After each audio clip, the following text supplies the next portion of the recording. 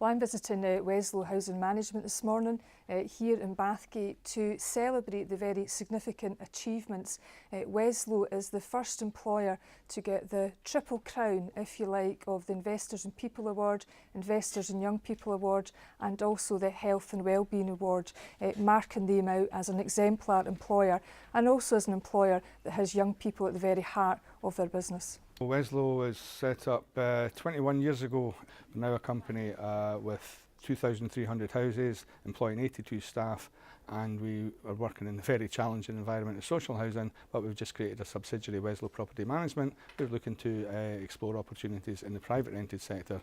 It's a cliche that the staff are the major asset of a company, but cliches tend to be true, and that's the position we adopt. Our people are worthy of investment in both in personal development and in development for their own jobs and their own careers.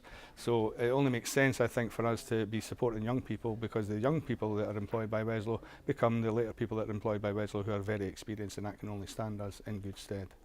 Investors in Young People has been live as of the 8th of July this year, but last year we entered into conversations with Constance to see how we as an organisation that represents and works with businesses could help support companies to think about how best they can engage with and recruit and retain young people in the workplace.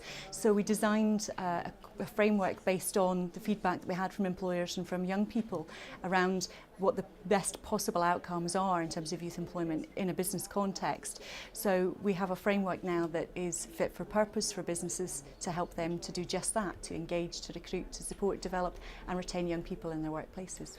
More good news on the jobs front here in Scotland. The labour market statistics are telling us that the economy is moving from recession to recovery.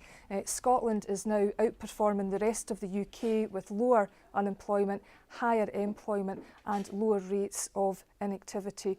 We'll see that youth unemployment is continuing to fall, and in Scotland that we have a higher rate of youth employment, and that's the proportion of young people that are actually in work. Further good news, of course, is about women's employment, and we're seeing that gender gap between the male and female employment rates narrow in Scotland, and all of that is really good news and indeed cause for celebration.